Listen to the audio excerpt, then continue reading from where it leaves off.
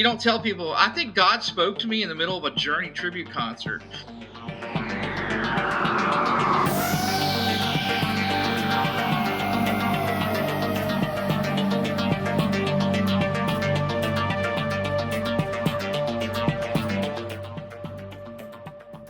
Hey, this is Unrefined Podcast.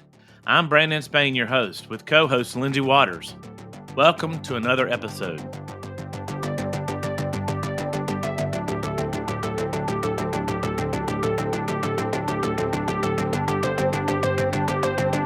Hey, you guys. We have a new podcast here. I am with Lindsay. Hey, guys. And I want to introduce our guest today. This is truly a pleasure for me to be interviewing this guy. His name is Kenny, and a lot of you guys probably out there know him, Kenny C. And he is an outstanding musician.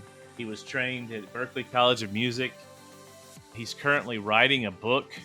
And so today what I wanted to do is I just wanted to dive into his testimony. He's going to talk a little bit about frequency, which is in his new book, and hopefully we can go other places too. So we'll see what we do. So Kenny, tell us about it, brother. Hey, man. Thanks for having me. Thanks for having me on the show, man. Thanks for coming. Welcome, brother. You're welcome. Very welcome. Yeah. No, I enjoy what stuff you guys have been doing. Y'all got some great things happening. I love it. Thank you. So like I said, my name is Kenny C. I've been a musician my entire life, and I've taught music for about 38 years, which if you add that up, you'll realize that I started teaching when I was 2. Yeah, right. Yeah, right. Yeah. So I, like I said, I've been a musician all my life. I've been a professional musician. I've toured. I've played with lots of bands and stuff. But the basic story for me, grew up in a pretty great household, but my parents got divorced when I was about 12, and at around 14 years old, my older brother got killed in a car accident. He was 17. I was 13, almost 14. And my life changed a lot at that point. Up to that point, I was really just a real studious book nerd. I played a little sports, but I was, comic books and the Lord of the Rings and all that kind of stuff, man. I loved that. Role-playing games, Dungeons and Dragons. Yep. And when my brother died, I inherited his music collection, and it changed me completely, because the stuff I liked wasn't bad music. I love it. I mean, I liked a lot of the old, I like the disco soundtrack, Saturday Night Fever, and I like Grease, and I used to like the Bee Gees and all that stuff. You're a kid, it's what you're into. But my brother's cassette collection it was Van Halen, 1, 2, Women and Children First, Fair Warning. It was the first 4 Van Halen albums. It was AC/DC. It was Back in Black. It was like, when you go back, they're like the greatest. That time period was like the greatest rock and roll era of all time, man. I had, all those things, Def Leppard, Pyromania. And so that really set me on a place with music where I was like, I love what I'm hearing, and I wanted to play guitar. I grew up, I was a Christian. I got baptized as a child when I was young, about 4th grade, in a Presbyterian church. And I really, I loved God. I thought I was going to end up being maybe a preacher as a child. And then rock and roll came along, and that changed everything for me. I was like, you know what?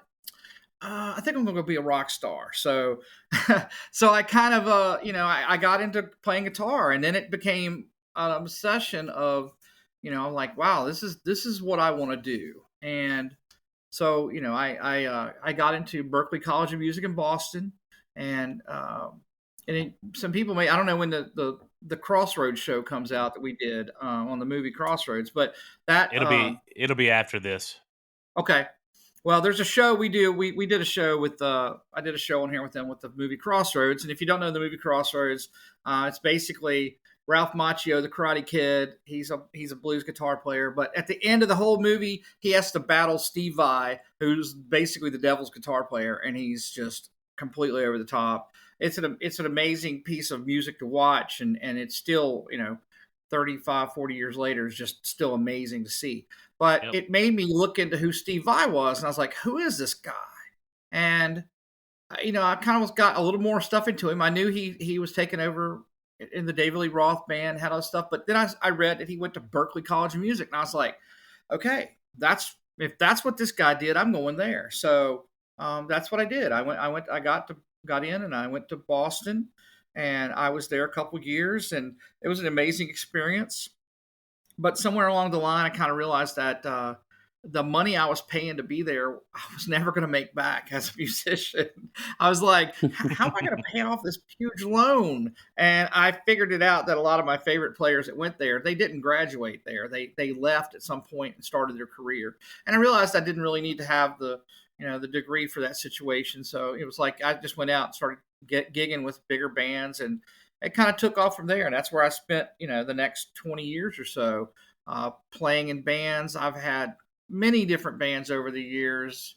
I had a great band in the 90s called Alchemy. It's funny because I think about all these things, the terminology and stuff that I did, and I know so much more about now. And I go back and go like, Alchemy, interesting. Why did we pick that name? I don't know. We, turning lead into gold. So it has so much more connotation now as, you get older and you do more research. But I had a band called 790 Robot Head, and we licensed music to all kinds of things, MTV and VH1, Sci-Fi Channel, USA. I got to be on some TV shows with it. I got magazines worldwide, overseas, Japan, all kinds of stuff. And it was a great time period, man. I enjoyed all that. But I always still felt like something wasn't completely there. And I was married, had 2 children, and ended up, I got a gig playing in a Journey tribute band, and a lot of people are like, "Oh, that's okay." Well, but this was with a guy who actually was in Journey, and he was going to be the next singer in Journey back in about 2007, and he was out there and wrote songs with the band, and then it just didn't go through. They ended up getting Arnel Pineda, and he's fantastic, great singer, love it. But my buddy was like, at that point, was like, you know what? I'm going to utilize this. And so he decided to take his Journey tribute basically worldwide. And the band he had couldn't do it. So he called me up and was like, hey, man, you want to, you go on tour? Yeah, absolutely. And I knew it was going to be a big deal because the day we went out on tour, Journey dropped their new album like the day before. And he had 2 songs he co-written with Jonathan Cain and Neil Sean on it, and there's his name on it. And I was like, this is going to be massive. And it was. I mean, I got to pretend to like being a rock star and playing, these Journey songs, which is a guitar player's dream, man. My whole thing was, play lead guitar songs all night and an audience full of, women loving love songs. Come on. It was incredible. Yeah. But, but it was really, and I was doing well, but my entire life behind the scenes was completely falling apart. My marriage was falling apart. And it just I knew that something had to change. And I was really having a hard time with it. But I was on stage in Kennesaw, Georgia, thousands of people, probably the biggest show I'd ever played. And it was around near the 4th of July. And it was so big that they underestimated how many people were going to be there. And they had to like drive the band up. The cops had to bring us up to the stage to get in, to get on stage. It was so many people, they had to drive us through a crowd. It was crazy. So, I'm on stage and I'm playing, and I literally just told the lead singer before we went on, I was like, I love this band and I'm never going to leave. And this is what I've always wanted to do. And I really, I was at that. I was like 39 years old, and I was like, I am doing what I dreamed to do my whole life. I was making a ton of money. I was playing guitar for a living. I was touring around. I was like, this is great.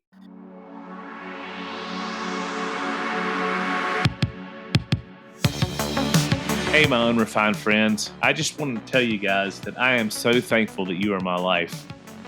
Some of our best fans have been writing to us, and I just so encouraged about how lives are being transformed and people are getting something out of this podcast. I mean, that's what it's all about. That's why we're doing this, is to glorify Jesus and to just look at the world and have a more open view of the seen and the unseen and the supernatural in the world. So while we're doing that, we're going to handle all different kinds of topics.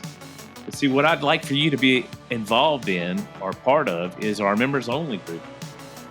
things that are coming in our members only group that are going to just blow your mind. Not to mention, there's going to be episodes in there that you won't be able to hear just on the normal episode channel. So make sure to visit our website at unrefinedpodcast.com and check out our members only community. I just can't stress the fact that, we're after building a community, and there's so much out there, you guys, and there's so much coming. I really believe we need to build these strong communities of Christ followers to be able to handle what might be coming in the future days. We're sure that you'd be a good fit, and we cannot wait. I can't wait to see you there.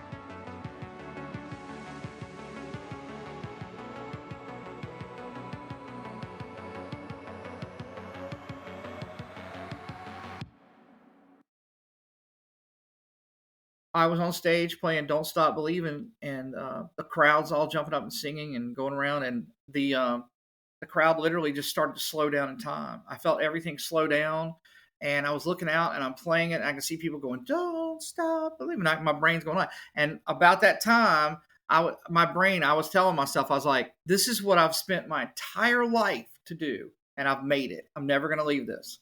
And a voice in my head said, "This is not what you're meant to do." And I was like, and then everything came back to normal. And I played, and I got off stage, and I realized, I was like, okay, this is kind of crazy. Because you don't tell people. I think God spoke to me in the middle of a Journey tribute concert. That's crazy talk. But I felt it enough to know that this was okay. I need to heed this, and I came off stage and put in my notice. And not too long after that, I went out, and what's great is that at that point I was really like, okay, I'm going to try to do the right thing. I want to get do my stuff with my kids. I'm going to really get my stuff with God going.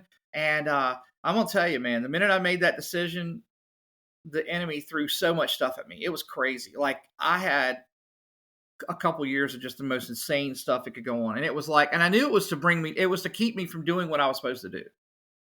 So I had to keep battling on it. And eventually, God was like, okay, we got to get you on track. So out of the weirdest thing, I was in a Chick-fil-A eating lunch one day. This was probably 2013. I'd gotten out of a really terrible relationship and all this stuff. And, I was kind of like this, it was just a rough time. And this guy I knew that was a bodybuilder. He came in, and we're chit-chatting. I'd known him from years ago. And he's like, "Hey, man, and he kind of talks like that. You'd have to meet him. Hey, man, California guy. You should come to my church. You should come to my church sometime." And I was like, "What?" He goes, "Yeah, man, I got this great church I go to called Journey Church." I was like, and I'd heard about it, and they met at a movie theater. And he's like, "No, dude, you don't have to dress up, man. I wear my Alice in Chains t-shirt." I was like, "What?" He's like, "Yeah, man, it's a cool place." So I was like, "You know what? I'm going to check it out." So I went with this guy to this church, and I mean, the second time I went, man, I was being so convicted. I felt like the preacher was talking directly to me about everything in my life, and I was broken down, dude. I knew at that time, I was like, I had to talk to somebody and figure out what was going on, and it was it. And I've been with that church now for now 10 years. And a couple months after that I got started in the church, we were meeting in a movie theater, and I got baptized in the parking lot after services, which was an amazing thing. And people look at it, I'm like, "Look, man, I'm going to Journey Church. The name of the church is Journey Church."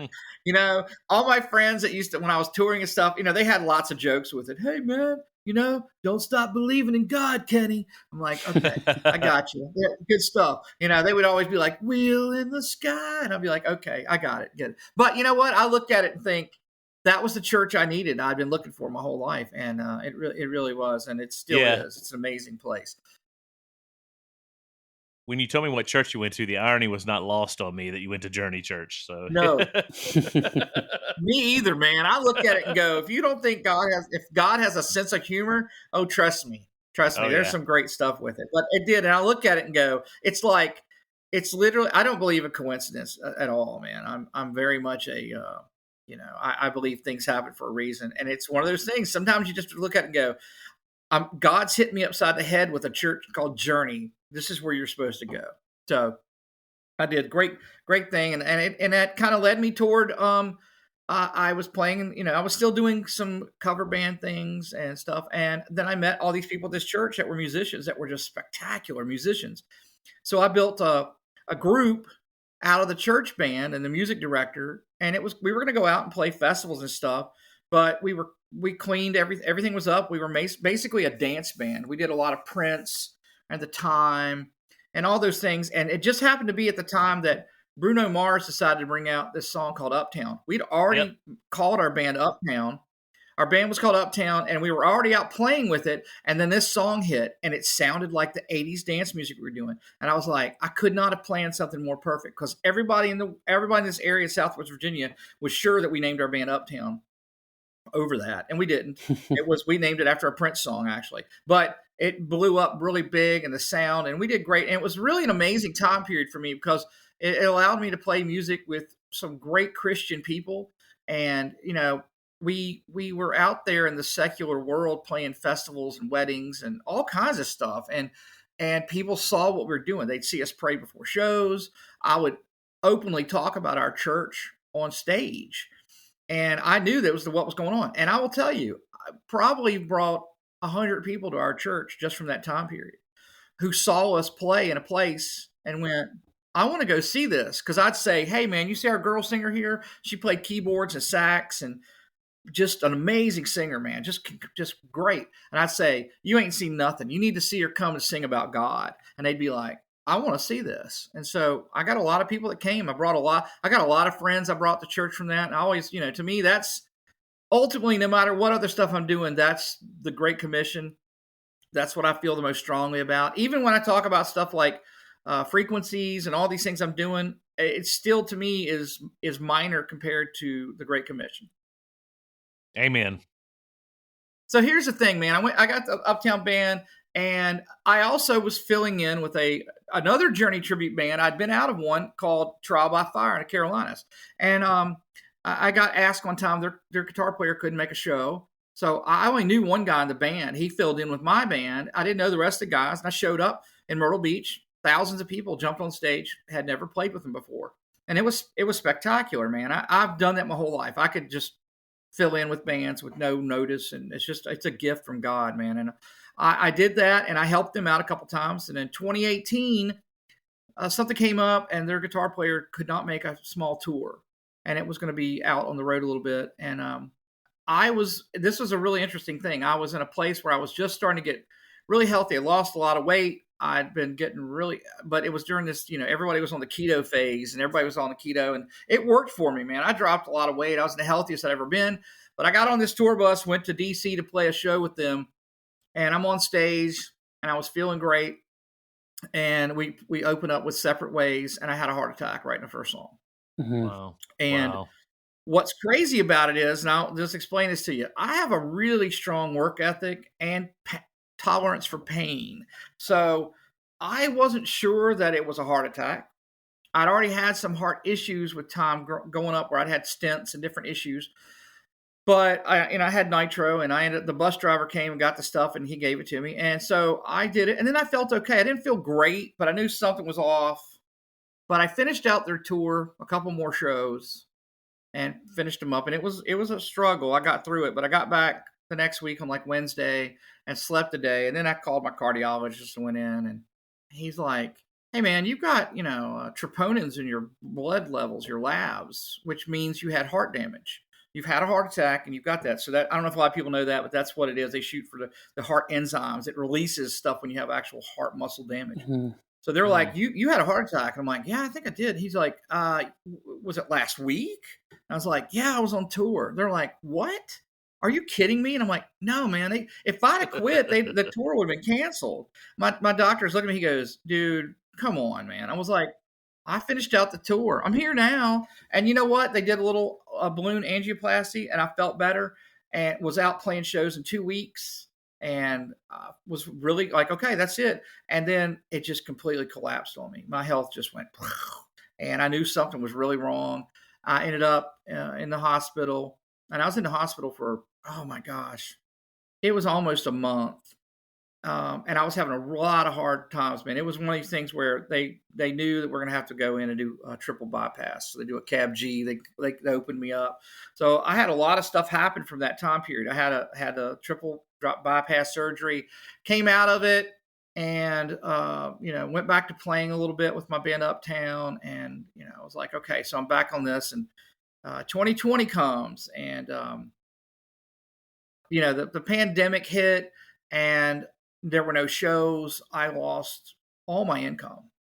I was only teaching maybe 20 students a week. I was playing all the time, and I was making a lot of money. And not only did I lose money, but I had to give back a lot of money because I had a lot of money from deposits for weddings and festivals, and it just collapsed. The whole market collapsed. Yeah. So nobody had any work. And I did. 3 weeks into it, I was like, I didn't know what I was going to do. I was like, I prayed on it a lot. I was like, God, I'm not sure what's going to happen here, but I trust you with what's happening. And I kid you not, within 3 weeks of that, I had 70 online students that I was teaching online exclusively. Wow. Mhm.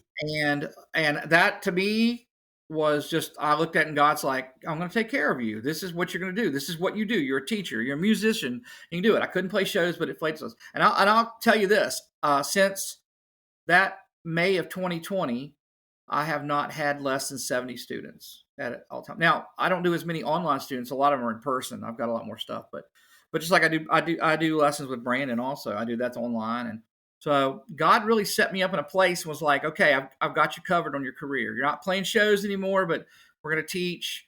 And then I was feeling great, and I went into a streaming concert online in early May of 2020, and I had a heart attack right in the middle of that show on stage, on live video. You can go watch it. I have it. I have the video. No one knows that I had a heart attack because I can play through stuff. I had people watching it and said, I don't think Kenny feels good. And I was sweating hard.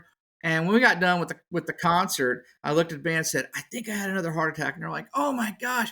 And I look at my Fitbit, and my Fitbit had went from, like in a normal, 80 beats per minute. It was tracking at 220 beats a minute. My heart rate had shot up. And I was up there, and it's really funny because I was playing a big guitar solo, and it happened right in it. So I was like, I always look back and go, man, I still played a really good guitar solo to have had a heart attack right there. What song was it? Yeah, and that's when I realized that it was actually a Sweet Child of Mine by Guns N' Roses. But at that time period, I realized, I was like, a live shows are going to be, God's like, okay, man, are you getting the picture? This is what's going on. And I was like, I got it. I played one more live show, July 4th, 2020 on the 4th of July, an outdoor concert, which there wasn't many going on, but I barely made it through it. And I knew at that time it was done. So I started having guys fill in for the band, and then things kept going. And the pandemic got worse, and the band, I kind of put the band on hold, took it all down, and was just teaching, doing that stuff, doing the teaching. And, my health was deteriorating immensely. I was having a lot of heart failure issues. I got to where I couldn't exercise. I couldn't walk my dogs. I couldn't walk up a hill. And, I was just like, I felt so blessed that God provided me a job and income that I could sit and I could play. And as long as my hands were working and my brain was going, I could play. I could do this. I could work. I didn't, I wasn't asking for handouts or anything. It was, I could do this. It's kind of interesting. And where things really changed for me was during that time period when I had the heart attack. I was a big fan of Skywatch TV. And actually, I've been a big fan of Defender Publishing and Tom Horn from way back. And I had all these books. I'm a big book reader. I have a huge library, probably 10,000 books in my house. And so I would in the hospital getting, doing this triple bypass surgery and posting books I was reading. And people would see me all wired up and knows, all these things. And they're like, what is this dude, man? I was like, oh yeah, I'm reading this new book from Skywatch, Defender and whatever. And it got the attention of Joe Horn and Derek Gilbert and all them. And Joe he does a lot of health stuff. And Joe reached out to me and was like, hey man, when you get out of the hospital, let's chat. And I was ecstatic, man, because I love these guys. They were like, it's religious superheroes, man. I was like, these people were like, the books I read all the time. So, I got to talk with Joe Horn, and we became friends, man. And we became genuine friends over time. And it was really a great thing. And I became friends with all the people at Skywatch. And 2021. Let's see. I went. There was one in-person conference in Murfreesboro, Tennessee, and me and my buddy went, and it was one of the few places that were doing anything in person. Everything was online at that time, and Derek and Sharon Gilbert were speaking, and L.A. Marzulli was supposed to be speaking, and I was like, man, I can't miss this. I've been wanting to meet these people. So this was March of 2021. So we went down there at the beginning of March and went there and got to meet Derek and Sharon. And LA didn't show up. Dan Duvall showed up. It was a cool conference. But during the thing, me and Derek would talk and stuff. And then during his conference, during his speech, he would literally speak out to me sometimes in the middle of the speech and his presentation. And people were all looking at me like, who is this dude that Derek keeps talking to out in the crowd? And I could answer a lot of stuff. I could speak along with him on things. He's like, hey, Kenny, you did some research in the deities of demons in the Bible. And I'm like, oh yeah, dictionary of that. I've got that. He goes, yeah, that book is almost impossible to find. I was like, yeah. He goes, how much you pay for it? I was like, oh, $185. And everybody's like, what? I was like, yeah, man, but that was to me, I had to have it. I saw they were doing the research from it. It's where I learned a lot of stuff from the Gilberts. There's kind of things they did. And about, Anana and the Queen of Heaven, a lot of stuff I'd never heard before in traditional teaching. So, I was into it, but we had breakfast. And then the last day before they were leaving, they said, hey, we want to have talk with you about something. And so we're eating breakfast. We're sitting there and Derek and Sharon, they were like, hey, we want to offer you a job. And I was like, what? And they were like, yeah, we want to offer you a job. And they wanted me to come out and be their personal assistant. And I was floored by it. And I was like, oh my gosh, this couldn't be any more of a dream job than anything. Was to, like, hey, we're going to pay you to research and read all day long, help us do videos, help us do the whole thing. And I was like, wow. So this is about the time they were getting ready to get their stuff going with Gilbert House, which they've got a whole thing going with it now. So I got to go out there and meet all the people I love. Tom Horn, I got to sit at a table and talk with him like 2 hours. I met all these people from Skywatch. It was absolutely a dream come true. Josh Peck, Allie Anderson, the whole Horn family, man. I got to spend time, go to their West Spring Ponies Ranch. So, and everybody's like, well, what does that all have to do with anything? Well, so I ended up not being able to take the job due to my health was just not good enough. I couldn't move out there. I was just, they wanted me to move to Crane, Missouri out in the middle of nowhere. And I just couldn't do it. My dad's health was not good. I was like, it's just the timing was wrong. And I was really upset about it because I flew back and I flew into Roanoke and I felt such oppression. I was like, man, this place is dark. I loved the way I felt out there in Crane, Missouri. But I knew I couldn't do it. But I knew watching when I went out there, I was like, I watched how they were creating content. And the Gilberts were literally using iPads and iPhones for their filming and editing there. And I'm watching them do 5 and 10. And I got to see the behind the scenes. I got to see him do his podcast. And it just was like, you know what? I think maybe this is what I'm supposed to do. So my brain was like, let's try and do a podcast. And I've been listening to Judd Burton about some things. He kept talking about Caesarea Philippi and Peneus and Matthew 16:18, upon this rock I will build my church and gates of hell will not prevail. I was like, this is speaking to me. And God just was like, okay, Kenny, you're the rock guy. That's what people know you as. But I want you to be the rock guy, which is the foundation. And that is Jesus. And I was like, this is a great play on words. I mean, I couldn't have made that up myself. And I was like, okay. He said, but it's got to be the rock with Kenny C. Because otherwise people will think I'm hanging out with Dwayne Johnson. But it's not. Wrong rock, but don't I like the guy. That would still be cool too. Like, yeah. I know, dude. I'm hoping for it. I'm hoping he gets on it, and I'll probably get a cease and desist. Can't use the name anymore. Like, oh, come on, it's for Jesus, man. Come on, please. But it'd be cool. Maybe we'll get him on there at some point. But so it's really funny, man, because like even when I was there in Crane, Missouri, I met the Fall Brothers, I met Randy Conway, I met this whole bunch of people, Darren Geisinger. I mean, it was crazy. I just made tons of connections. So I just saw there was another conference coming up that a bunch of people I loved, Carl Gallups and Michael Lake and all these speakers I love, Mike Spalding and Casper McLeod. I was like, okay, here's a bunch of David Hebner. I was like, they're all going to be in one place. And it's in person in Ohio. So I got a couple of my friends and we went to this thing called the Go There for a Conference in July 2021. And we just had a great time, man. It was so edifying. We learned so much. I mean, the spirit was there. I was really lifted. I was like, okay, this is what I'm supposed to do. I got some things going on to it. And I was trying to work on doing my Get It podcast going, and got a logo and did some things. And man, I realized that my work schedule and stuff was really tough. I was having a hard time because I was trying to do it all by myself.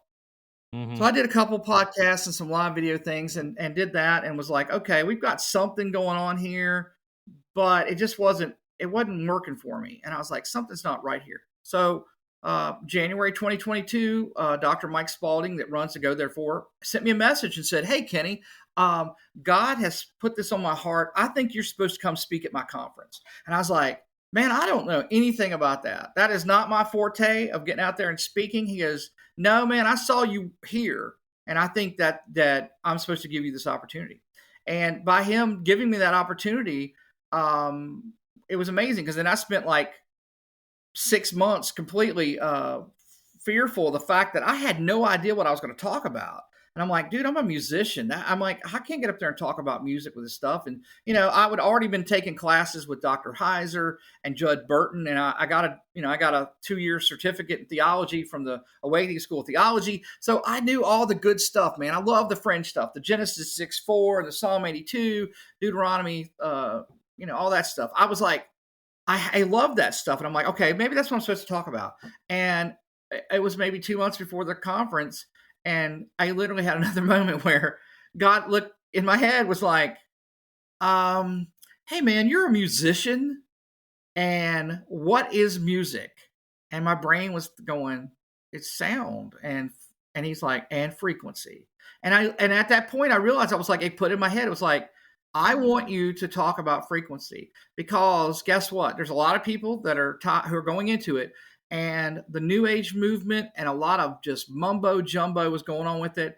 And God really was like, I want you to start to clear up things. I want you to and that's what I realized. I was like, oh my gosh. So I started doing a lot of research into frequency, and I found all these cool things online that I was like, wow, this is amazing. And the history says that everything was in A432 and all these things. And I was like, so I was buying into it. I'm searching, doing stuff. And I'm like, going. So I created a theory. I talk about all the stuff I did. I spoke at the Go Therefore conference, did my first thing on frequencies, and it was really cool. There's a lot of cool stuff in it. The biggest thing that happened to me being there was that Dr. Sherry Tenpenny, who is probably one of the top anti-jab doctors in the world. Yeah. She was there speaking, and she heard my testimony about my heart failures and stuff. And she had just started bringing something out of retirement, a thing called ECP, external counterpulsation. She'd found these beds that helped use your own blood to recirculate your blood in your body, using your legs and blood pressure pumps and leads and stuff. And she's talking to me about it. And I was like, this sounds amazing, because a week before I got there, I was literally on my knees praying to God. I'm like, God, I can't survive like this. My health is getting so bad. I know there's more I'm supposed to do. And sure enough, he put me in with Dr. Tenpenny. Now, what's really amazing is I learned after the fact that I met her there that she wasn't even supposed to be there the day I spoke. She was scheduled for the next day, and she wasn't even going to be there. And 2 days before, Dr. Mike Spalding told me, he says, hey man, I'm going to tell you something. This is why I want you to understand that there's no coincidence. God put the hand of God's on this. She wasn't supposed to be there. And all the other speakers were like, how'd you get Dr. Sherry Tenpenny to listen to you speak? Because she doesn't come in here and listen to anybody. She's always busy with all these people. And I'm like, I don't know. But that's what happened. And God put her in that room, and they did that. And a month after that, I was driving to Cleveland, Ohio, and I shut down my business. And I was going to be there for 2 months to do this heart treatment that nobody really talked about. And even my own cardiologist I went to, I was sure he was going to say, it's a bunch of bull. This is not real stuff. And when I talked to him about it, I said, have you ever heard of ECP? He's like, yeah, I have. I'm like, what do you think about it? He goes, well, if I could prescribe it for you, I would. And I went, what? And he was like, yeah, dude, it worked for my patients for years, but it went out of business. Now, this is the saddest thing. And I'm not going to put words into my cardiologist's mouth, because he's a great guy. He's done amazing things for me. But he basically was letting me know that the reason it went out of business was it didn't make money. Because Mm. if you heal people, they're not return customers. So they're not big pharma's not making money off of you. You're not getting surgeries. I'm telling you, if I'd have known about this before I did my triple bypass, I'd have tried this. Now, I had nothing to lose. So all I had to do was just say, okay, God, this is what's going on with it. And I'm going to tell you, I shut down my business for 2 months, which is a lot. And I wasn't going to be at home. And I was like, I'm going to have to live in a place I don't know anybody and pay for all that, for a room and food and loss of wages. And I'm going to tell you what, I had people come out of the woodwork who I'm just going to say, man, there's some people that are like Sharon and Derek Gilbert. I can never say enough good things about them. They are the most genuine, God-loving people I've ever been around, and I consider them really great friends. They helped me out immensely. Tyler Gilreath, author of Gospel Over Gods, man, his church helped. I had a lot of people step forward. The Fall Brothers, all these people came forward and donated enough money to keep me afloat. And then when I was looking for a place to stay, a guy that I hadn't seen since basically elementary school. I went to elementary school with him. We were Facebook friends, but I hadn't seen him or talked to him since we were tough. He reached out to me and said, "Hey, man, I see you're going to be coming to Cleveland." And I was like, "Yeah, I'm looking for a place to stay, and I don't know the areas." So they're like, "Yeah, you don't want to take a chance on that, man. There's places here that you just don't want to be in." And he's like, "Hey, man, me and my wife talked about it, and our kids are moved out, and we've got the space, so we're going to give you a free place to stay the whole time." And I was Wow. like, "Oh my God!" And it's all fell together within like weeks. So all my expenses were covered, and I don't know if a lot of people at the end will realize this situation, but Dr. Tenpenny charged me zero. She didn't charge me anything for this treatment, and a lot of it was because I was going to take the full treatment, which was 35 sessions, which was almost 8 weeks, an hour a day. A lot of people can't do that. That's why I said I got a lot of people who are like, I just can't go, and they'll do like a shortened stuff. But for me, I was like, I have nothing to lose, and people are supporting me and helping me get through this. And I literally had just enough money when I came back that it got me through. I came back at the same place I left, and I just praise God about that, man. It's basically this place, but I will say this: when I got there, I was just couldn't walk or do anything. Within 4 treatments of this ECP, I went to Niagara Falls and walked around a whole day. I couldn't have done that. And I realized, I was like, this is 4 days of treatment. At the end of 35, man, I was like carrying all the stuff I'd taken to Cleveland up and down, 15 flights of stairs, and it didn't bother me. And I was like, it really worked. That's Hey, Kenny, amazing. real quick, what is ECP? ECP stands for external counter pulsation. If you look up Dr. Tenpenny, her name, Tenpenny, ECP, you'll find a website and it tells everything about it. And it's an amazing thing. Cool. I realized that I'm like, I kind of want to be the poster boy for it because it changed my life. I wouldn't be here. I really don't think I'd be alive if I hadn't gone. And it changed. It did. I tell Dr. Tenpenny all the time that she was just, God sent her, and she really did. We have great Absolutely. talks. She's a great Christian woman, Yeah. and I love her dearly. But yeah, everything fell into place with that, man. It put things into it. And at that time, then I was talking with Skywatch, and Joe Horn's like, "Hey, man, why don't you take that presentation you're doing and do it for Defender Conference?" And I was like, "Get out of here, man! Come on!" I was like, "This is the stuff I watch for fun. I'm the guy that watches all the conferences and takes notes and stuff." So he's like, "Yeah." So I got to put up my presentation on the last Defender Conference in the fall, and it was received really well. And he's like, "Okay, man, let's do it again." So I did another one that just came out about a month ago. That's on the second Defender Conference, One World Rising, and it's got a lot of cool stuff on there. And I will, the first presentation I did, I'm going to put out pretty soon for free because it's been ran its time with Skywatch, and I'm going to put it up for people who would like to see it. It's interesting because from that presentation to this one, the research I did, there's a lot of things I talked about in the first presentation that I don't believe in anymore. And I realized that as I got more stuff, I started looking at it. I'm like, there's a movement to falsify things and to make people think counterfeit and stuff. Hey, before we get into Yeah, this, I think I told you this earlier.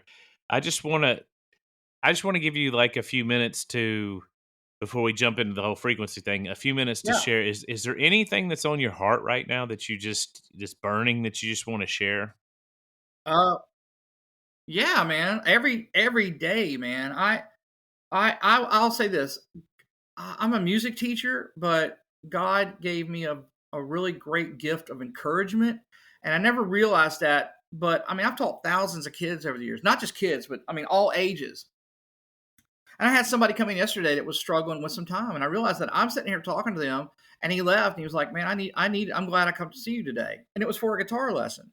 But we talked about things, and and a lot of it, man, it always revolves back to what is the foundation of my life, and it's Jesus. And that's what Hmm. I try to let people see and do. I am not one of these heresy hunter type people that goes after people and tells them how wrong they are. I look at it as I want to be the light, and I want people to see it, and I don't have to talk about it. And they may never read the Bible, but they're going to see my actions. They watch Yep. what I do, and I want them to go, I want that.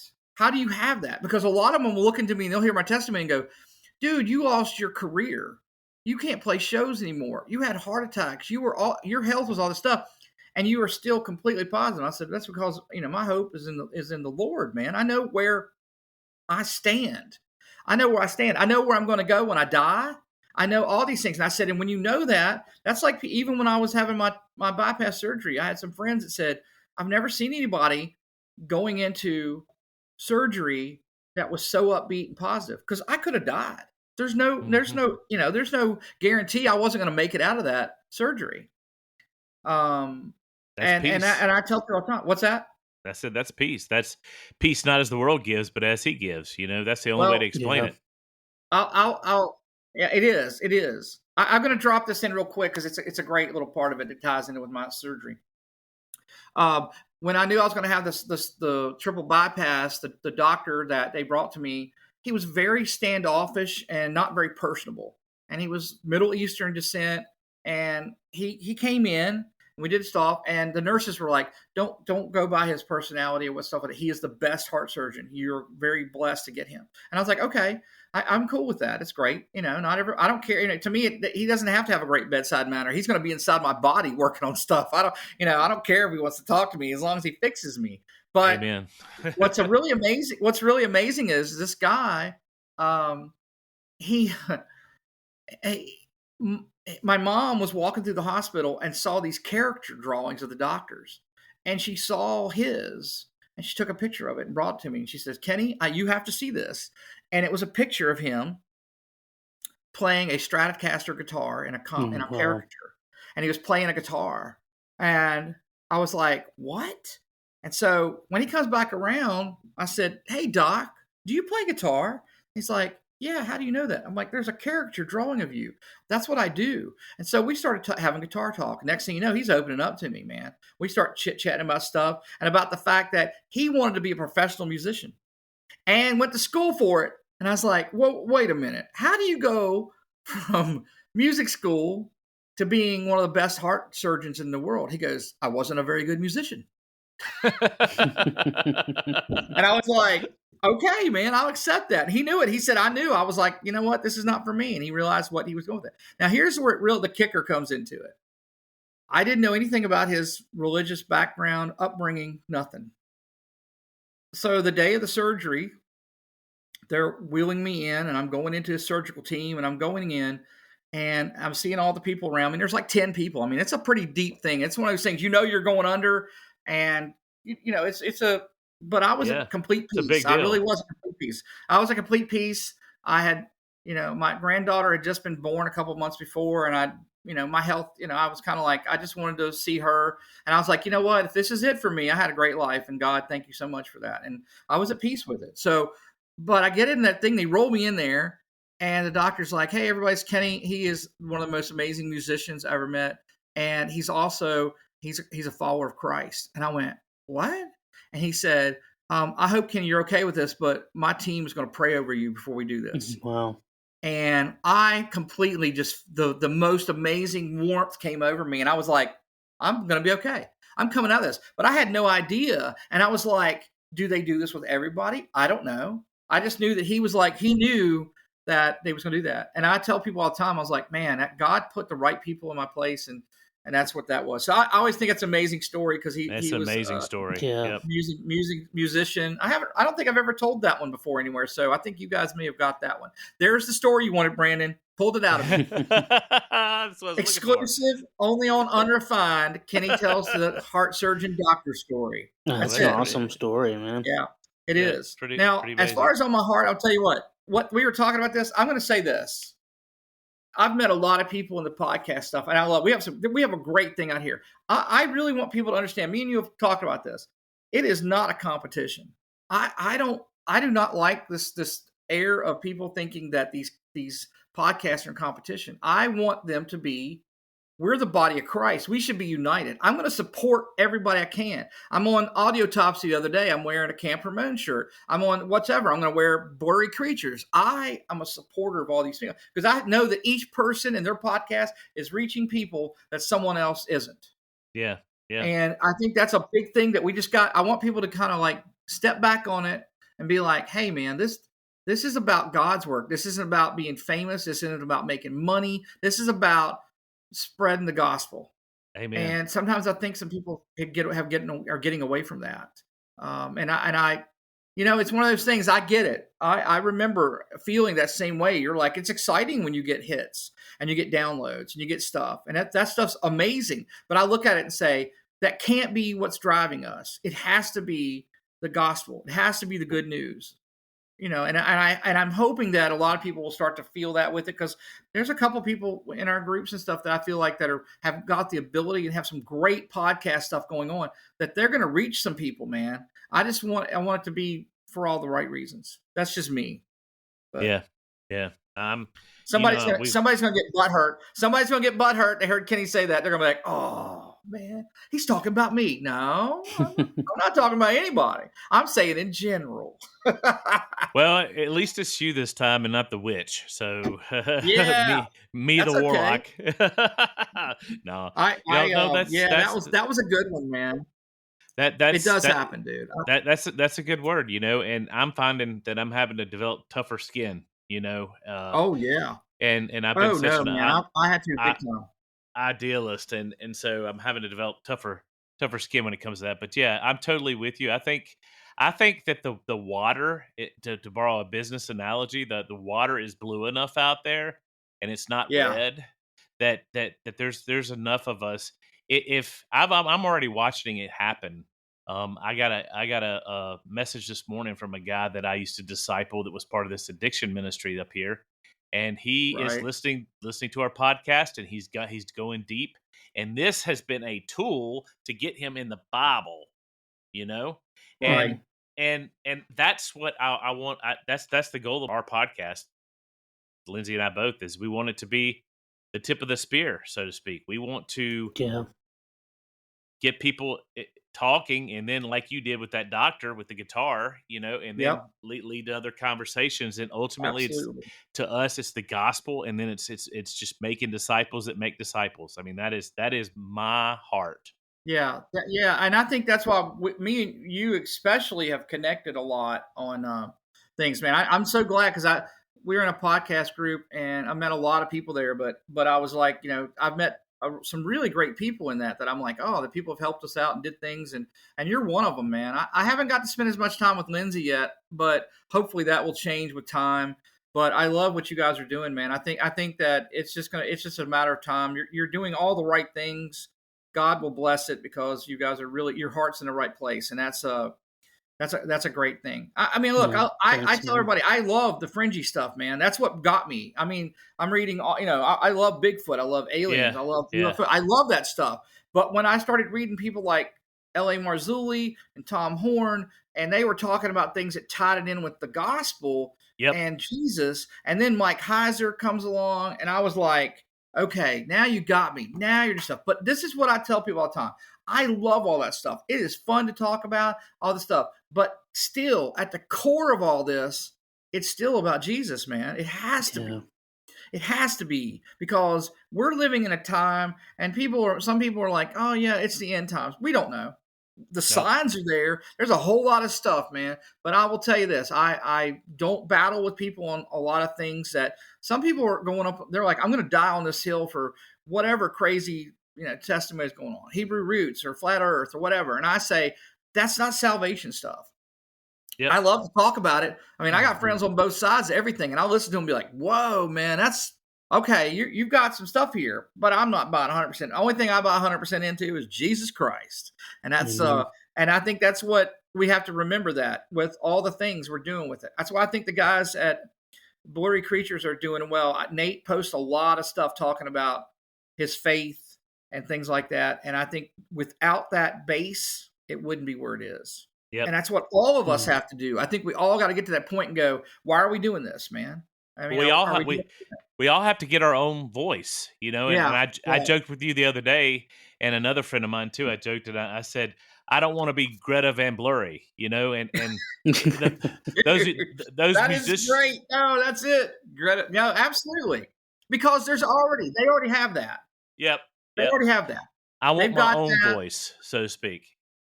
And that's what the body of Christ is. God doesn't want us all doing the same thing, man. We can all talk about stuff, but you're going to realize this goes on to it. I realized that as time went on with it, that I wasn't supposed to really be a podcaster. I realized that I was trying to do this and do this. I was doing book contests, and I was bringing on different people, Dr. Judd Burton, all this stuff. But God's like, okay, man, there's a million podcasts out there doing it. There's a million of them. And how are you going to stand out? So it really came to me, and it was like, I want you to concentrate more on the gospel. I want you to bring people to me. And I was like, okay, that's what I need to think. Now, that doesn't mean I can't sit down and have a good Bigfoot talk, because I can. I can have a good Bigfoot talk. I've got a Bigfoot story. I've got UFO stories. I've had stuff happen across my life that changed my paradigm completely. But the biggest thing was realizing that Jesus was more important than any of them, and that Jesus is still tied to this stuff. And that's where this big spiritual war we're in, man. And it is no joke. It really is there. But I always look at it like this: God, we're learning a whole lot of stuff, but basically it is God wants us to be part of his family. That's why we were created, man. It's we're imagers of Christ. And that means everybody. That's the hardest part for people. People are like, oh man, I can't stand these people, or I'm battling with these people. Or even people in different religions and different stuff, man. I don't go with that, man. I meet people in all kinds of stuff. And the first thing I do if I meet somebody and they're Catholic, I'm not going to be like, hey, man, y'all got all this false stuff, and the Pope's probably the Antichrist. Man, that is not going to bring people to Jesus at Absolutely. all. Yep. I find that common ground and be like, guess what? We both love Jesus, and we know where we're at. All the other stuff's man-made stuff. That stuff's out there. I think God can see the heart, what's going on with it. I think the man-made things is just whatever. That's, I think we've split so much on denominations and all these things that people have forgotten. Hey, man, we're Christians. We're Christians. We're followers of Christ. It's like my mama used to tell me, and I say this all the time. My mama used to tell me these little one-liners, Southern one-liners. Wait a minute. Did your mom tell you that life was like a box of chocolates? No. Hey, I might be gumpy, but I'm not gump. Here's something really interesting about that is that I seem to be like Gump. I end up around famous people and like don't know who they are, and I'm I can't say that word. I'm the tard that's there, like not.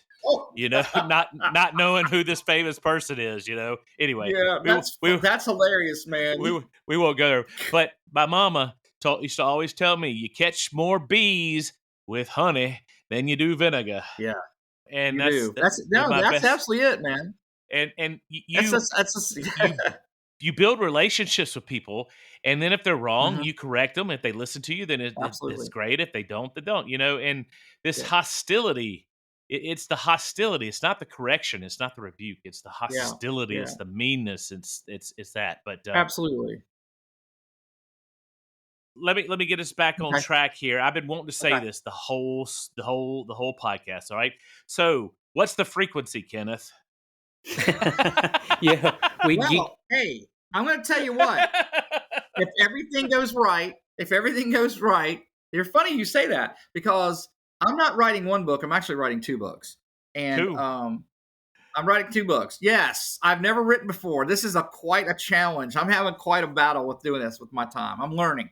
I'm trying out something new right now. I've been trying to work on it, but I got a lot of great author friends. Vicki Joy Anderson has become a really great friend, and she's an amazing author, and she's helping me with a lot of stuff with that.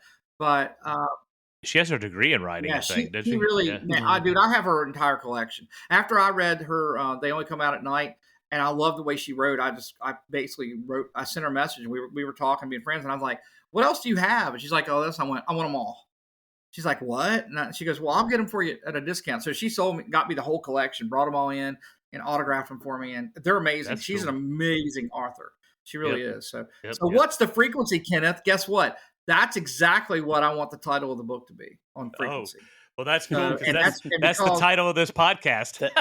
That song That's has awesome. a fringy Hey. history of its own. It does, man. Dude, that whole story, I'm actually going to probably touch on that because it's a weird, crazy story in itself with Dan Rather and the whole thing. But it's cool. But it's like I said, yeah, what's the frequency, Kenneth? And that's what Vicky's the first person that said that to me last year. And she's like, if you don't name your book, What's the Frequency, Kenneth, you're missing out. So she's great. She's quite, she helps me with a lot of things. I love that girl immensely. But yeah, man, what is the frequency, man? I tell people all the time, look, numbers, patterns, and sound, they hold tremendous power, and they can be used for all kinds of things. Frequencies can be used for healing. There's all kinds of things. And here's the thing. Some stuff, I think there's a lot of things that aren't completely truthful that I see people selling. I got tickled last night. Somebody had this little whistle that they were blowing, and it was like the 528 hertz love frequency. And the guy's blowing on this thing, and I'm listening to it. I'm like, it's one note.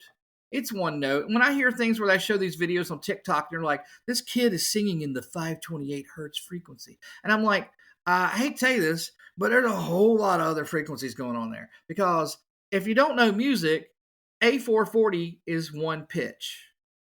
So when you play notes that are above or below that, they're not still A440, and the whole thing can't be A440. That's one note.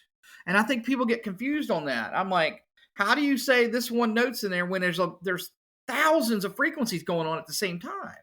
And I think that's where we get this stuff. I see people really got into this whole thing where they're like, oh yeah, historically, A432 was what was the God frequency, and it's been like that forever, and we've lost that knowledge.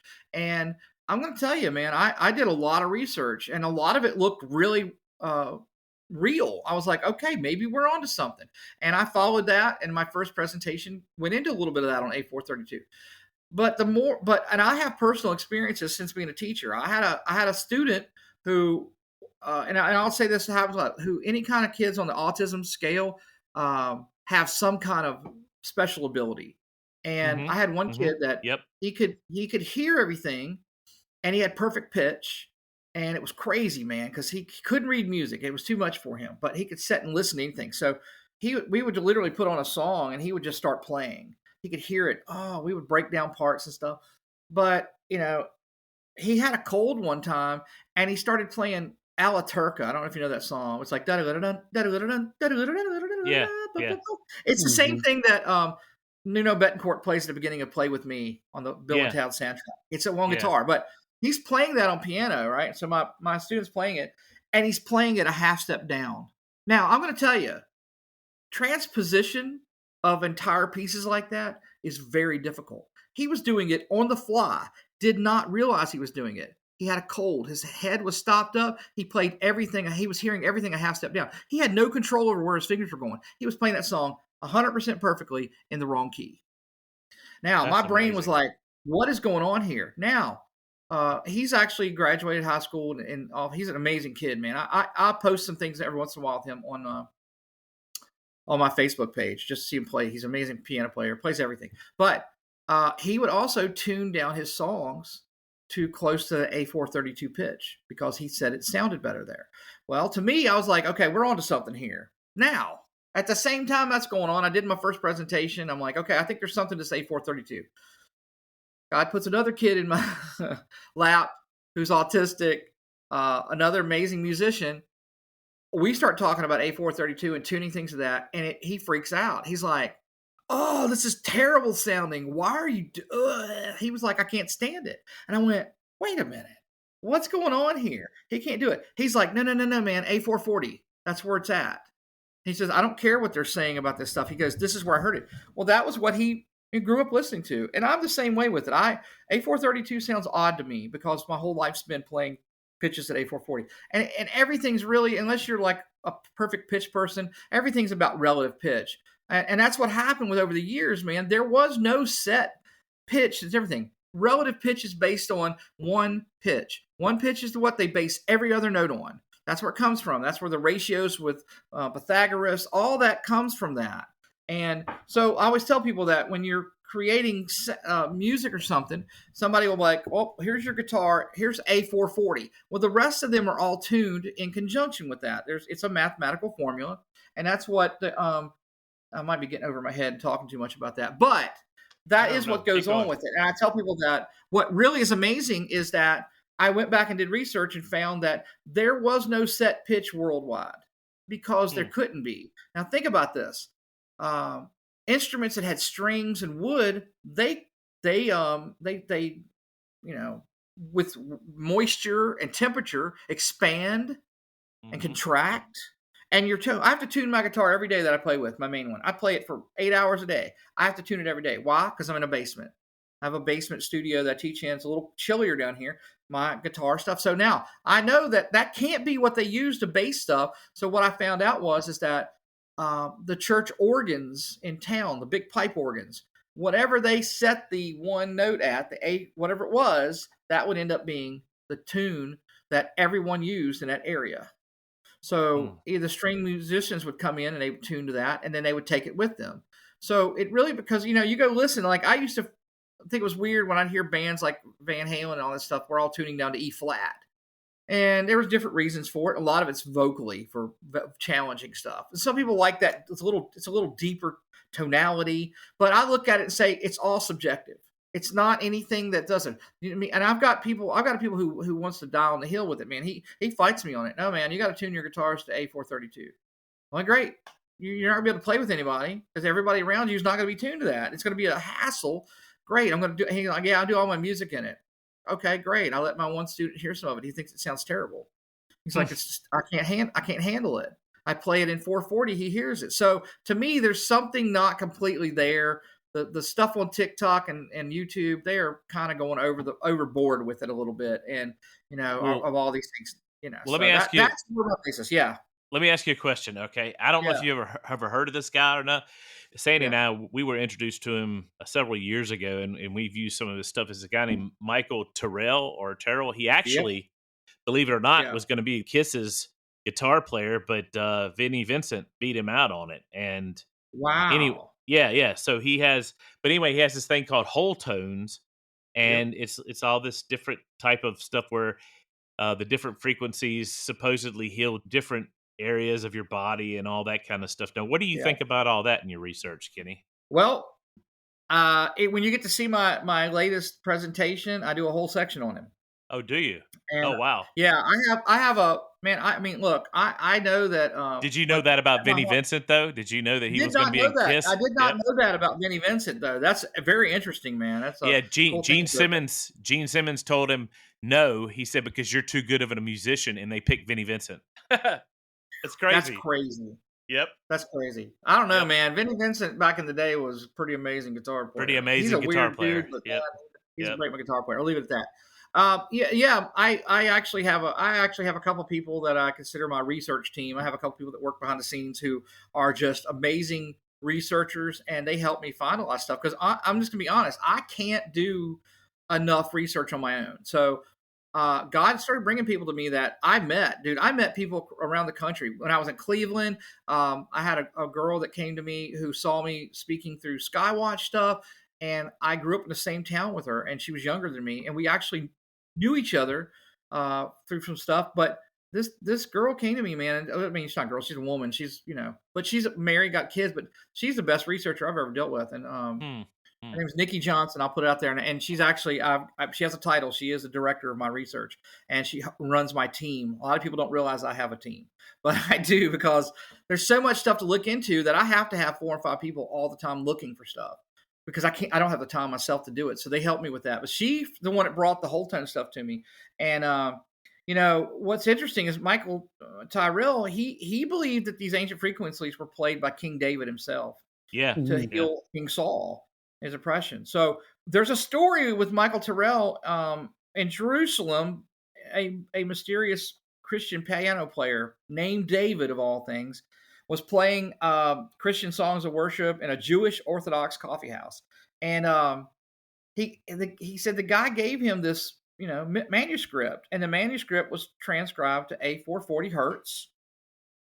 But he said he knew that was inconsistent with King David's tuning, and Terrell thought that the tuning should have been A444. And that's where he stood with that being. And I will say this, the difference between A440 and A444 is very slight. Most people can't hear the difference. Now I can, just because I've played music for so long. I'm very, very good with relative. I do not have perfect pitch, but I can hear the discrepancies in it.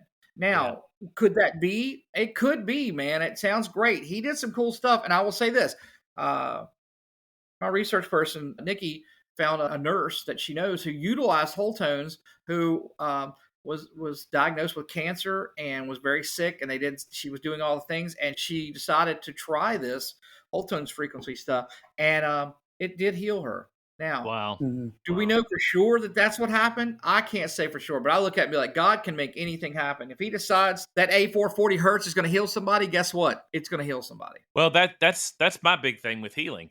Mhm. Sandy and I've been doing healing ministry type stuff, and so that's what got us interested in frequency 2 or 3 years ago. And that's my big thing.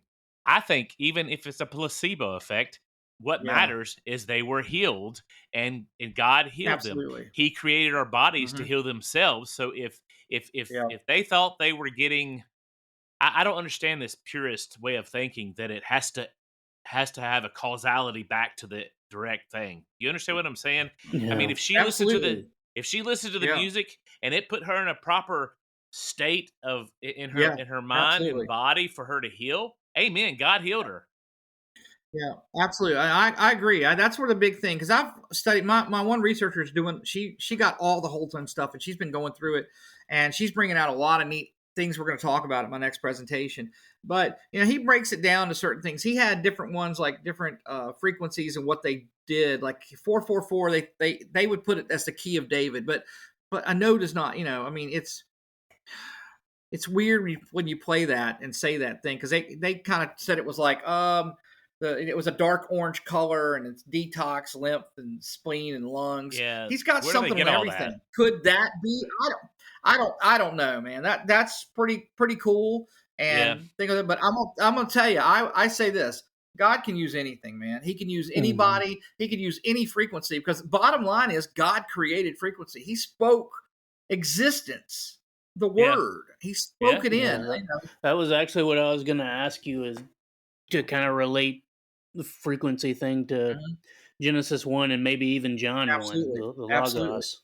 Yes, no, absolutely. That's it. It ties into all that. It's you look at that and you're like, okay, that's what I always realize. You read it and you go, and frequencies are everywhere. And it's amazing to think about how our bodies are only able to see and hear in a very small area of the spectrum.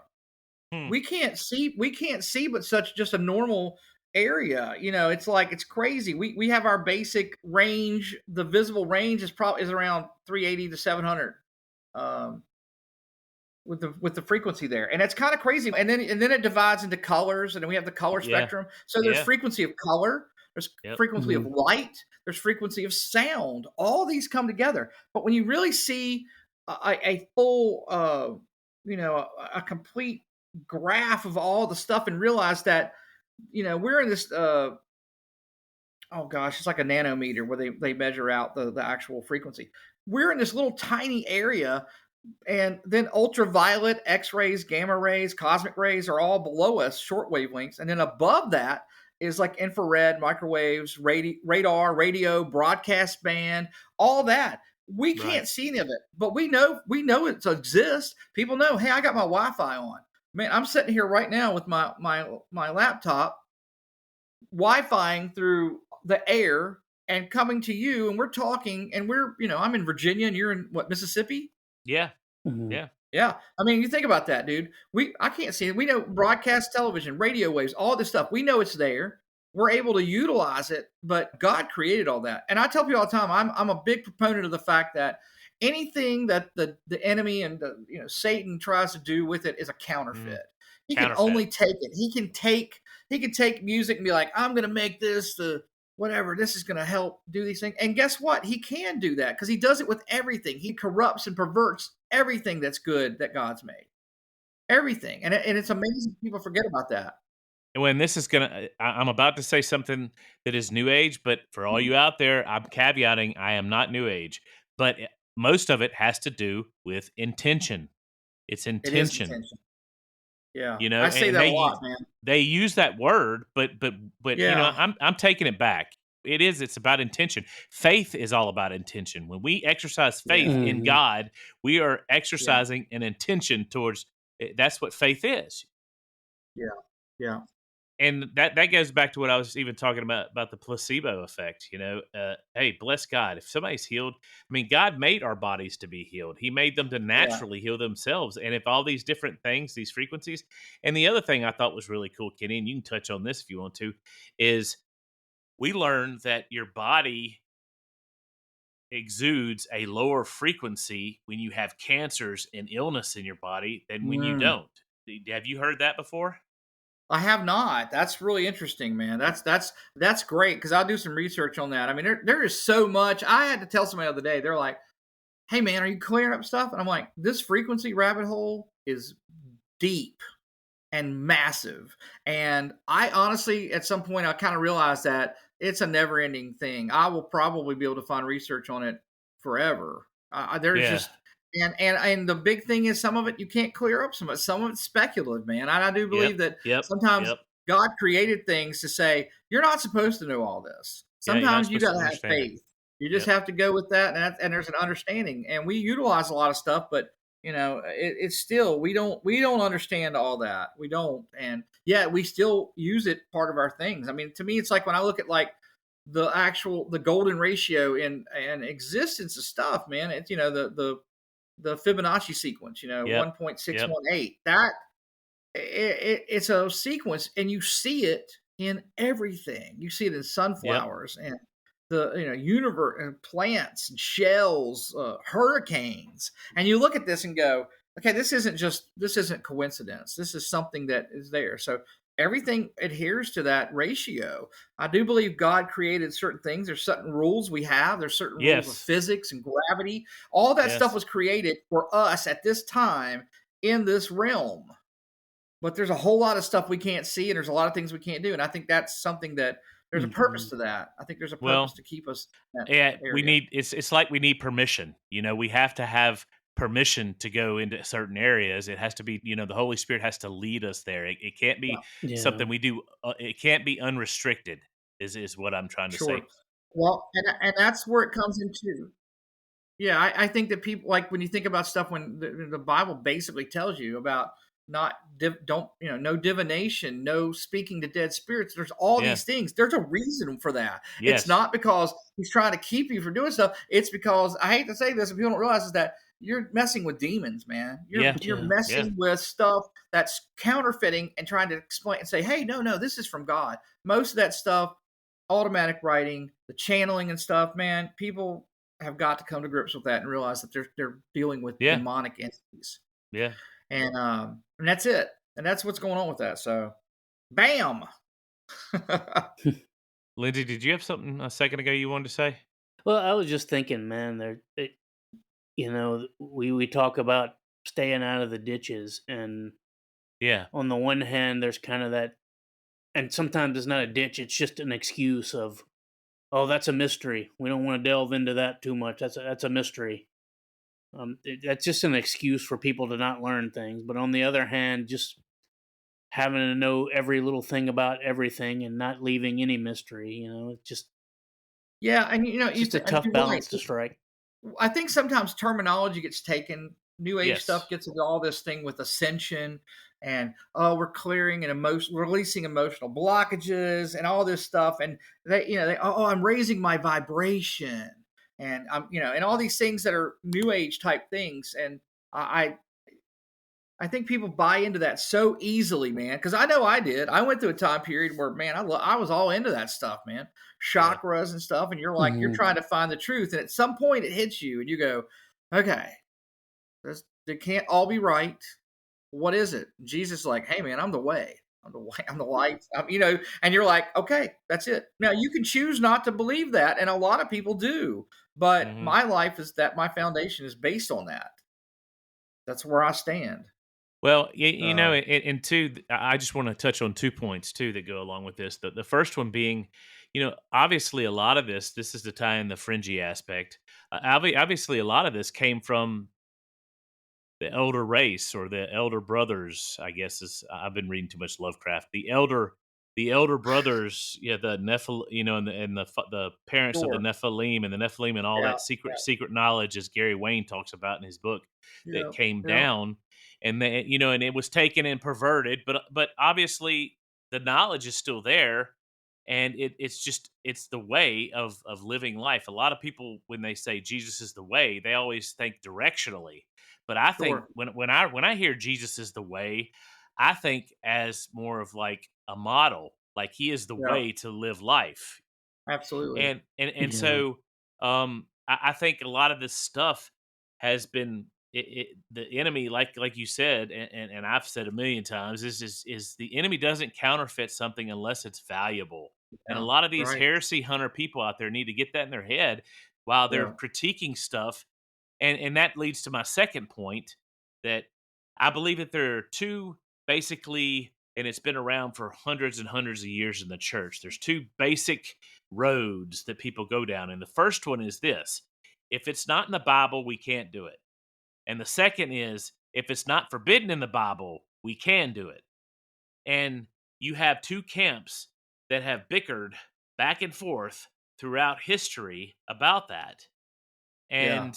And I think that these camps need to find some kind of a reapproachment of each other to be able to get along, Right. because one, I mean, the Pharisees taught that. The Pharisees taught that if it's not in here, we're going to put a million other laws to keep you from breaking the law, and so if it's not in here, you can't do it. And Right. and and I see the Father as, if I haven't forbidden it, go for it. Yeah. Experiment. Look at this big, beautiful, wide world. Yeah. There's plants. I mean, we can't explore the fact that there's plants out there that there could be possibly some truth in some of these medicines that have been carried around Yeah. for years. Even more truth in that than pharmaceuticals. And so we have to be. We have to go back to someone posted this on my wall the other day, and I think it's true. We have the word, and we need to go into the word, but the word is of no use unless we have the counselor. We have to have the counselor to help us read the word to get discernment. And Right. and I think that's what we need. Is we need discernment, and that's where it's so important with intention. We're connected with Jesus. If we are connected with Yeah. Jesus, then he will help us discern through his spirit, and that's the counselor. Anyway, that's my two Mhm. cents. Yeah. No. No, man. I agree with you on that big time, man. There is a lot of stuff, man. I mean, there's a lot of things we just don't know. We just did a podcast with Doug Van Dorn on the stars, and it was amazing. Mm, And I brought up the whole Yeah. aspect: is there such thing as a holy astrology? And he's like, yeah. right. You can be an Yeah. astrologist, but you're Yahweh's astrologist. But I'm not putting words in his mouth, but that was the basic Sure. No. gist. No. No. Yeah. No. You can. There's things. I mean, they looked at the stars, had a lot of significance, and there's a lot of Absolutely. symbols, and Yep. patterns, and Yep. it's amazing. I mean, and basically, I always come back to it. Who created it all, man? Exactly. That's the big thing when Yep. when reading in Job, and Whose God power is basically it? just lays the track down. Yeah, he comes in and says, Mhm. "Where were you when I created this stuff?" Yep. And Yep. the angels were singing. You look at it, you're like, okay, man. It's like he doesn't have to do anything, man. He's already did it. People are like, I need to see signs of God's existence, and I'm like, you're living in it. Your body is that. If you ever do research scientifically in your eyes, anything, man, I just think about it like when my kids were born, I remember just being completely overwhelmed with, oh my gosh, we created a person. This is so, Yeah. and I look at it and go, that is not random stuff, man. God made it that way. It's so amazing, man. And it's an easy way for me to look at. People get bogged down by the world, and that's what the world's trying to do to you, anyways. But Yeah. it doesn't take much, man. Just open your eyes, man. Walk outside, man. Look at it. Yeah. You're like, this is absolutely amazing. Yep. I was going to say something real quick, just because we're kind of talking about different frequencies, real quick. I wanted to throw in that back in the day, they found some stuff, some ancient temples that would resonate in these chambers, like the Malta Habagium of House Selflani. It would have stuff that would run between 900 and 120 hertz, different stuff. But what's really funny, they found some scientific evidence now, is that at about 111 hertz, the brain switches to right side dominance. And that could possibly induce trance. And that's something that they were doing, building these temples. And I'm like, how did they know that? How did they find this stuff out? And some of it to me comes into, well, that's when the fallen angels, man, and that ties into the Book of Enoch and how we look at the whole Genesis 6, and they brought this knowledge to us. He talks about it. A lot of people are like, "Oh, the Book of Enoch's not canonical." Hey, man, Jude quotes it verbatim. It was in the stuff. You can use it. Now, there's things that I'm like, but you got to be able to look at it and go, how can I utilize this? Well, you look at it and say, they're explaining what the angels brought to humans. And you realize that it's like, okay, well, I'm going to bring all this. Here's how to make weapons. Here's how to do makeup. Here's how to do this stuff. And you read that and you're like, what? Because that's not verbatim in the Bible. And I will tell people that's because it's not knowledge that you have to have. Right. That's not stuff that you have to know Jesus. Yeah. Because there's a bunch of people. I got people who are always like now are in this place. They're like this whole, if you're not divine counsel, if you're not all this stuff and do all these, then you're really not going on. I said, dude, there's been a whole millennium of people that died that had no clue about that. I look at it as the right people came out. God's like, okay, it's time to reveal this. It's like an onion. You're peeling back layers, and all of a sudden it's like, oh, wow. Because I'd read the Bible for many times and did not know what all this stuff. And all of a sudden somebody says, yeah, but look at it like this. And then you go, oh my gosh. Because none of us are I'm not a Hebrew scholar. I can read a little Hebrew and Greek just because I try to work on it. But not that level of like Heiser, man, where they, but that's what his job was. And he would take and pull that stuff and he let you see the original the original writings and what it meant. And you're able to go, oh my gosh, this is much deeper than I thought. Well, all this is to re-enchant. It's like the sword and staff guys have been quoted as saying, this is a re-enchantment. This is a reinvigorating of our faith, a reinvigorating of our reading of scriptures. It's not the meat, it's the spices that you put on the meat that makes the meat so good. Man. Yeah. And the meat is the gospel. You're making me hungry, dude. You're making me hungry. Well, you probably missed your lunch break. It is. Yeah. I'm like, this is my lunch break. So, yeah, man. I mean, there's so much. We could talk about this forever, man. And honestly, if we want to come back and do a more, doing a part 2 and just concentrate on certain aspects of frequency, we can, man. Yeah, that sounds great. Like that. Yeah. I scribbled several things down that I'm going to look at later. Yeah. Well, there's so much stuff, man. It's amazing. Mean, we didn't even touch on my favorite topic of frequency. I love it. Sandy gets mad at me, but there actually are frequency weapons that the CIA and intelligence groups use, military. I'm sure you've heard of that. Well, yeah. I mean, I always wondered if the whole Havana syndrome wasn't frequency related or something like that. Well, it's funny you say that because that's also the end of my presentation on the Skywatch when I talk about that. I don't know if you saw the trailer I did. Mike Stibbs made me a trailer where he took a piece of the Incredible Hulk movie, the one from like 2008, 2007, the one with Edward Norton as Bruce Banner. Yeah. He took, and there's a big sequence in there where there's a fight scene where they're battling the Hulk with these giant frequency weapons, sound waves. They're hitting him with sand cannons. And so if you go, you can find, it's on YouTube. My video, I have a whole trailer for what I'm talking about. And then I get into the whole thing with the Havana syndrome. We talk about that. We're talking about what happened with that, these direct energy weapons, and it's there, man. I mean, I absolutely believe there are stuff with that, and it can be done.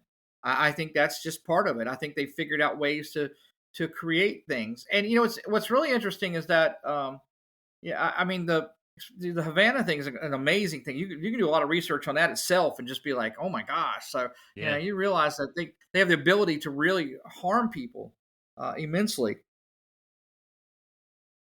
Well, let me tell you one more thing, a story that Okay, you can research or get your researchers to research. It's the story of the M Cave, and one of the best stories of it is actually on a YouTuber called Mr. Ballin. You've probably heard of him, and maybe. I can send you the YouTube. It's called M Cave, and the long and short of it is they think this guy found an area in near Area 51 that had a frequency weapon. And anyway, I'll Mm, leave it at that. But it's something interesting that you could even bring into your presentation. It's just a modern example of frequency weapons. cool, man. Yeah, I think there's some stuff with that. Yeah, send me that, man. I want to check Oh, it out. okay. I'll tell you another quick story when I was researching was the fact that certain frequencies do affect our bodies. Now we can only hear to a certain level with like our Right. hearing about 20 hertz is where it's at. Anything below that, we're not going to hear. Hmm. There's a story with this guy where they thought this place they worked at was haunted and stuff was going on. People thought they were seeing shadow figures, and they had a constant just a fear. They something made they had this constant fear that when they were in there. So there was all these things building up to it, and they believed it. It's almost like these ghost hunter shows. Oh my gosh, there's something here, and it's they go into stuff. But Hmm. it turned out that there was a computer that had a fan, and the fan was running, and it was running at about 18 hertz. It was below 20. No one could hear it, but at that exact frequency, it makes your eyeballs wobble. And when that does that, it actually creates a physical connection. You get this thing with it. When your eyeballs start to wobble, you will start to hallucinate. You will see black figures in the corner of your eyes, That's stuff that makes amazing. you think. And at that frequency, you start to fear. You start having this feeling of dread. It makes your body start to go like, "What's something's wrong?" And you think about it, it's like you watch a good horror movie. If they've got the right music in it, man, they can set a tone that you're like, Hmm. I feel like I'm scared. Mm. And that's something you realize with that same way they can do it with music and make stuff sound super happy. Oh, this is a happy scene. But they can do that, man. I think there's a lot of power in that. Yeah, we talked a little bit about that in our episode on the paranormal. We had a friend of mine. We talked about something similar to that. He's a ghost hunter, uh, Yeah, but he doesn't really like that terminology and stuff. He's more of a sure. paranormal investigator. But he talked about that frequency can cause people to see different things. He didn't use that story, but that's a fascinating story, Kenny. That's fascinating. Yeah. Yeah, Well, let me I want to hear that. let me land this plane because I know you need to go. You got lessons, you got Okay. stuff to do. So tell us Yep. on here, and we're gonna have it in the show notes too. Tell us all the different stuff where we can contact you, what we can like check you out, where we can get all this stuff. We can hear about the frequencies and all that. Sure. Sure. I have a Facebook group, The Rock with Kenny C. I have my own page and all the different things on there. So most of the stuff I do with Facebook is a lot of encouragement, positivity stuff. A lot of my stuff I work with kids, I teach, and so I do a lot of things like that. And that's what really drives me. Old You don't kids have too. access. Yeah, old kids too, man. That's right. Kids who dream of playing Cliffs of Dover. Yeah. So yeah, you can catch that. I also have a website, therockwithkennec.com.net. It has some things on the different presentations where they're on Skywatch. The two big ones I've done so far haven't really been put out yet because I gave them to Skywatch to be kind of like there for a while. So, but I'm the first one's done run its course. I'm going to probably put it up. People will be able to watch it, and I'll probably put it up uh, I don't know if I'm gonna put it on YouTube because YouTube is so funny, man. If Mhm. I've learned that I try to stay out of the, I'm not going to talk about politics or vaccinations, all that stuff. To me, there's enough of that out there. I'm trying to be more. I want people to come to Christ, And the frequency stuff is just something that's a little bonus, a little spice on the meat, like Brandon says. It's a nice little stuff. But you can go to the website. There's links to other podcasts I've done. I'm on a podcast every week with Tom Dunn from Through the Black and Vicky Joy Anderson, which is awesome. Yeah, y'all analyze songs. We analyze music. People get mad sometimes. I'm solidly Christian, but I don't like just listen to Christian music, man. I have a whole background stuff. There's stuff I will not listen to. People about that. I listen to everything, man. I've had moments where God has used music that was completely secular. There was no Christian aspect to it at all that helped me in my walk. And I look at it and say, God can use anything. He can take anything. So I never put that thing onto it. Some people are like, no, you're a Christian now. You can only listen to Christian music. You can only do this. I don't agree with that.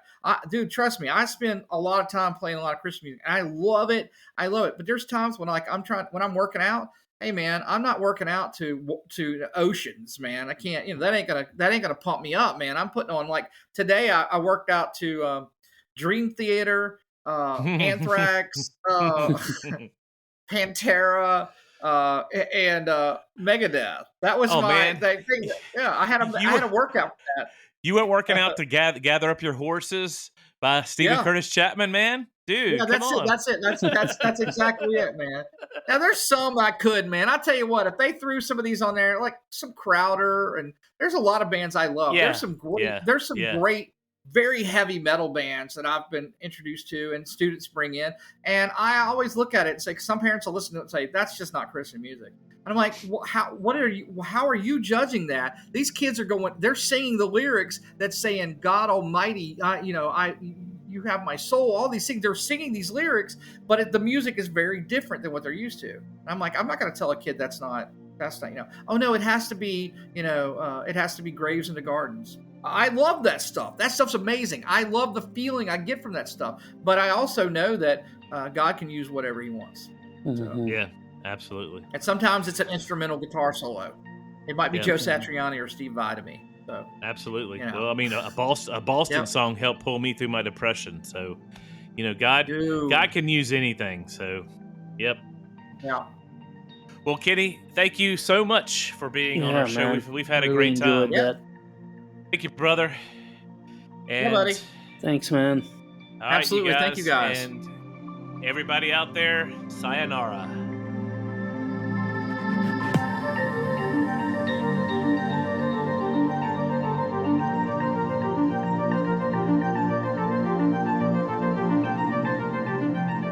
Thanks for listening and supporting us. And remember, stay naturally supernatural.